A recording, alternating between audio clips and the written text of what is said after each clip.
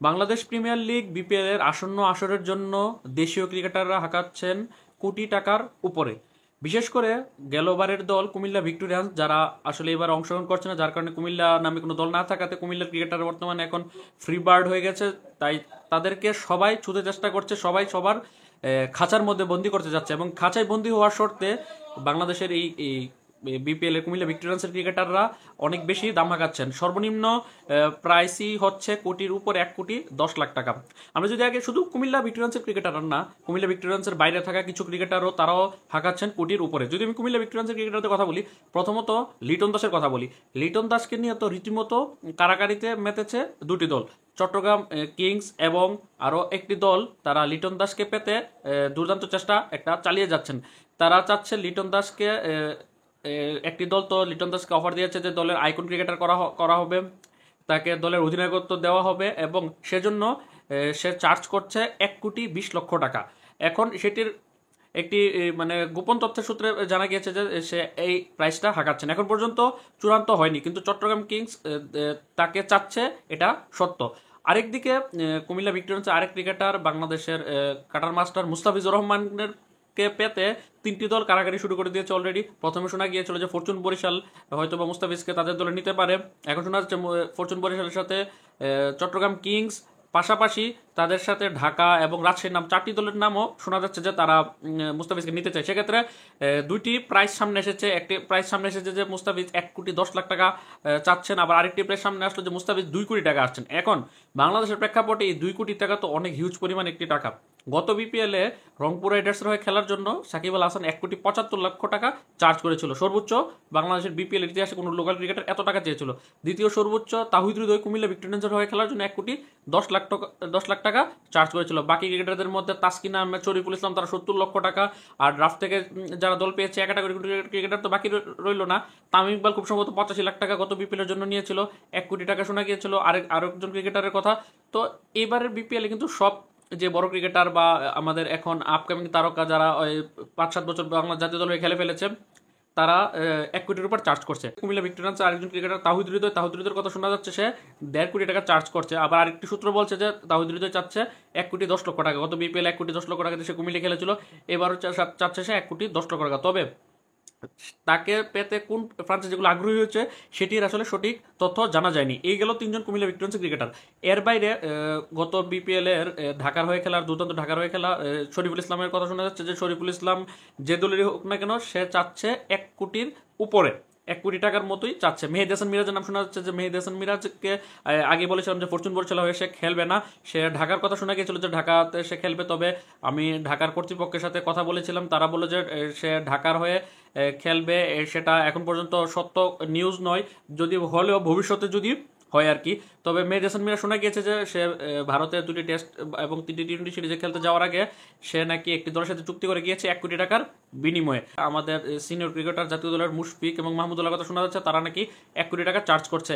যে তবে মুশফিক এই বেশি টাকা চার্জ করাতে ফরচুন বরিশাল এবং মুশফিক চাচ্ছে না যে ফরচুন বরিশাল মুশফিক খেলুক, তাই মুশফিককে ছেড়ে দিচ্ছে ফরচুন বরিশাল। এখন কোন দলের হয়ে মুশফিক খেলবে? দুর্বার রাজশাহীর নাম শোনা যাচ্ছে, দুর্বার রাজশাহী মুশফিককে চাই এরকম কথা শোনা যাচ্ছে যে সে তার হোম টাউনের টিমে খেলতে পারে, এরকম কথা শোনা যাচ্ছে। কিন্তু মুশফিক নাকি 1 কোটি টাকা চার্জ করছে। অন্যদিকে মাহমুদুল রিয়াদকে একটা দল বলছে যে মাহমুদুল রিয়াদ 1 কোটি টাকা চার্জ করছে। আবার আরেকবার শোনা গিয়েছে যে মাহমুদুল রিয়াদ নাকি গত বিপিএলও যখন ইয়াদে খেলেছিল, যদিও রিটার্ন করেছিল ফরচুন বরিশাল, সে বেশি টাকা হাঁকায়নি। এবারও নাকি সে দলের উপর ছেড়ে দিয়েছে, একটি সূত্র বলছে। আরেকটি সূত্র বলছে সেও নাকি 1 কোটি টাকা চার্জ করছে। অথচ আপনারা যদি গত বিপিএল এর যদি চার্টটা দেখেন, যে গত বিপিএল এর সর্বোচ্চ প্রাইস, যদিও সাকিব আল হাসান বড় ক্রিকেটার 1,75,00,000 টাকা চার্জ করেছিল, আর তাহিদ হৃদয়কে কুমিল্লা পেতে 1,10,00,000 টাকা খরচ করেছিল। এখন গত বিপিএল এত প্রাইস কেন উঠেছিল তাহিদ হৃদয়ের? সাকিবেরটা মানা যায় বড় ক্রিকেটার, তাহিদ হৃদয়ের ওঠার কারণ হচ্ছে 2023 বিপিএল এ কিন্তু তাহিদ হৃদয় খেলেছিল সিলেট স্ট্রাইকার্সের হয়ে, ফাইনালে খেলেছিল কুমিল্লা ভিক্টোরিয়ান্সের এগেনস্টে। ওই বিপিএল কিন্তু তাহিদ হৃদয় ইঞ্জুরি মিলিয়ে সবকিছু মিলিয়ে কিন্তু 400-র উপর রান করেছিল, দুর্দান্ত স্ট্রাইক রেটে ব্যাট করেছিল, যার কারণে তাহিদ হৃদয়কে অবশ্যই সিলেট স্ট্রাইকার্স 2024 বিপিএল গত বিপিএলে রিটার্ন করতে চাচ্ছিল। কিন্তু কুমিল্লা ভিক্টোরিয়ান্সও চাচ্ছিল তাহিদ হৃদয়কে। এখন তাহিদ হৃদয়কে যদি যে একটা ক্রিকেটার ওই টিমের হয়ে খেলছিল, অর্থাৎ সিলেট স্ট্রাইকার্সের হয়ে খেলছিল, ওই ক্রিকেটারকে যদি নিতে হয় অবশ্যই তাকে ওই ক্লাবটি যত টাকা তাকে দিবে, অর্থাৎ সিলেট যত টাকা দিবে তার থেকে বেশি টাকা দিয়ে নিতে হবে। যার কারণে কুমিল্লা 1,10,00,000 টাকা দিয়ে তাকে নিয়েছিল, যার কারণে সিলেটের বাজেটের বাইরে চলে যাওয়াতে কিন্তু তাহিদ হৃদয়কে সিলেট আর কন্টিনিউ করতে পারেন এবং সিলেটের কর্তৃপক্ষ বলেছিল যে আমরা হ্যাঁ তাকে সম্মানিত করে গত বিপিএল রাখতে চেয়েছিলাম, কিন্তু সবাই চায় যে একটা ভালো অ্যামাউন্ট পেয়ে যাতে ভালো একটি দলের সাথে যেতে পারে, যার কারণে সে কুমিল্লার হয়ে গিয়েছিল। এবার কুমিল্লা না থাকাতে শোনা যাচ্ছে যে সিলেট স্ট্রাইকার্সের হয়ে তাহিদ হৃদয় খেলতে পারে। তো এই মোটামুটি সব কথা যতটুকু বললাম, যে আমাদের যে মেহেদী হাসান মিরাজের কথা বললাম, শরীফুল ইসলাম, তাহিদ হৃদয়, লিটন দাস, মুস্তাফিজুর রহমান, সবগুলো ক্রিকেটার, মুশফিক, মাহমুদুল্লাহ, তামিম ইকবালের নামও শোনা যাচ্ছে। তামিম ইকবাল যদি খেলে 1 কোটির উপরে চার্জ করতে পারে, সবগুলো ক্রিকেটার কিন্তু 1 কোটির উপরে। অথচ আমাদের একটা জিনিস খেয়াল রাখতে হবে, গত বিপিএল আমাদের এক ক্যাটাগরি প্লেয়ারদের প্রাইস ছিল ড্রাফট টেবিলে 80 লক্ষ টাকা। এই বিপিএল কিন্তু তাদের প্রাইসটা কমিয়ে এনে 60 লক্ষ টাকা করা হয়েছে। যদি এভাবে তারা চার্জ করে 1 কোটি, 1.5 কোটি, 2 কোটি করে, তাহলে কি আদৌ বাংলাদেশে যে ফ্রাঞ্চাইজিগুলো তাদেরকে যদি একজন ক্রিকেটার পিছনে কোটির উপরে চার্জ করে, তাহলে তারা বাকি লোকাল ক্রিকেটারদের কিভাবে কিনবে, বা ফরেন ক্রিকেটারদের ক্ষেত্রে তো তাদের অবস্থা খুবই খারাপ হয়ে যাবে। তাই আমি মনে করি যে আমাদের যেই ক্রিকেটাররা তারা এত বেশি প্রাইস না হাঁকিয়ে আসলে এক প্রকার ফ্রাঞ্চাইজিগুলো মালিকগুলো প্রায় ব্ল্যাকমেলিং শিকার হয়ে যাচ্ছে। আমি দুটো ফ্রাঞ্চাইজির সাথে আমি কথা বলেছিলাম, তাদের সাথে আমি তাদেরকে রিচ করতে পেরেছিলাম। তারা যতটুকু বললো যে আমি তাদেরকে জিজ্ঞেস করেছিলাম, যে একটি ফ্রাঞ্চাইজিকে জিজ্ঞেস করেছিলাম যে আপনাদের রিটেনশন ডিরেক্ট সাইনিংয়ে কাকে আপনারা অ্যাপ্রোচ করছেন।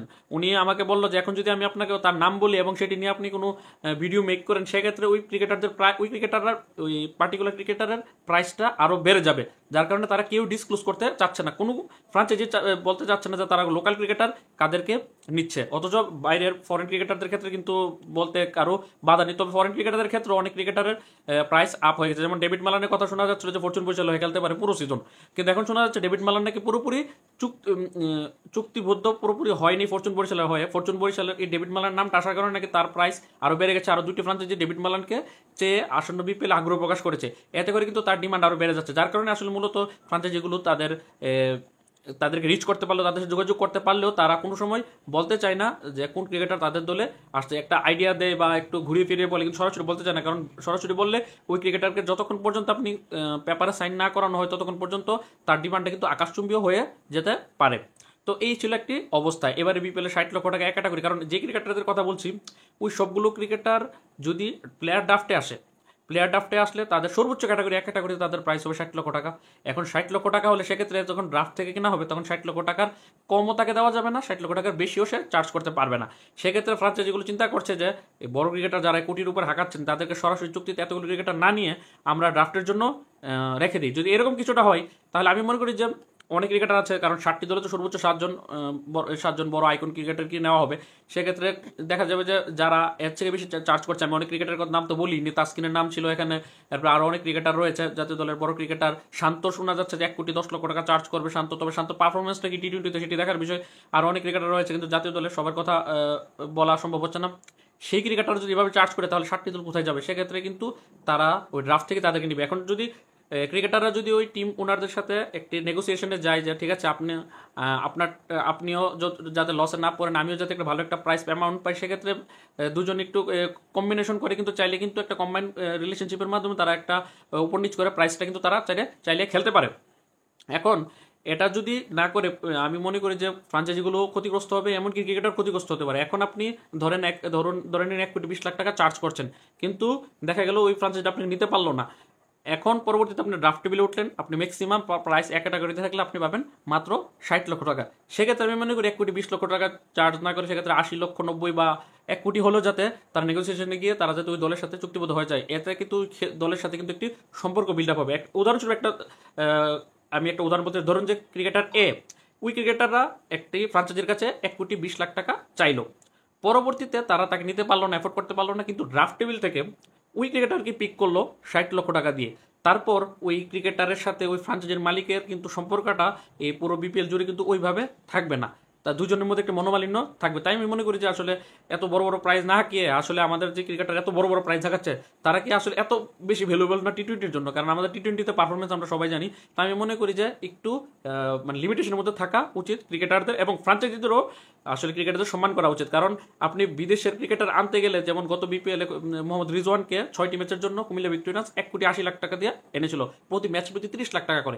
তাহলে ওই যুক্তিতে বাংলাদেশি ক্রিকেটাররা কি দোষ করেছে? সেক্ষেত্রে ঠিক আছে, রিজওয়ান অনেক বড় ক্রিকেটারের সাথে পারফর্ম করে দিবে, কিন্তু বাকিরা পারফর্ম করতে পারে না বাংলাদেশ লোকালরা, সেক্ষেত্রে তাদের মতো তো প্রাইস পাবে না। কিন্তু তাদের ফ্রাঞ্চাইজিদের বোঝা উচিত যে ক্রিকেটাররা প্রাইস হাঁকাচ্ছে কারণ তারা খুব বেশি প্রাইস পাওয়ার যোগ্য না হলেও একদম খারাপ প্রাইস পাওয়ারও যোগ্য না। তাই দুই পাশকেই আসলে মিলে ঝিলে এই কাজটি করা উচিত যে প্রাইসটা কত হওয়া উচিত, এবং বিসিবিরও উচিত এর মধ্যে ইনভলভমেন্ট হওয়া, যে খুব বেশি প্রাইস যাতে শিডিউলের বা একটি যে টার্গেট আছে সেই টার্গেটের বাইরে না চলে যায়, পরবর্তী দেখা যায় যে তার প্লেয়ারদের পেমেন্ট ইস্যু থেকে যায়। তো আজকের ভিডিওটি এতটুকু পর্যন্ত। পরবর্তী ভিডিওতে কে কোন দলে গেল যদি জানতে পারি এক্সাক্ট নিউজটা, তাহলে আমি আপনাদেরকে জানাবো। তাছাড়া আসলে এমুক অমুক কোন দলে গেলে এগুলো বলে বলে পরে আসলে দেখা যায় যে ওইরকমটা যদি কিছু একটা মিস হয়ে যায় এক দুইটা ক্রিকেটার, পরে অনেকে ব্লেম করে আমাদেরকে, যার কারণে আমি আসলে ওইভাবে নিউজ করতে চাচ্ছি না। তো আজকের ভিডিও এতটুকু পর্যন্তই। ভালো থাকুন, সুস্থ থাকুন, আল্লাহ হাফেজ।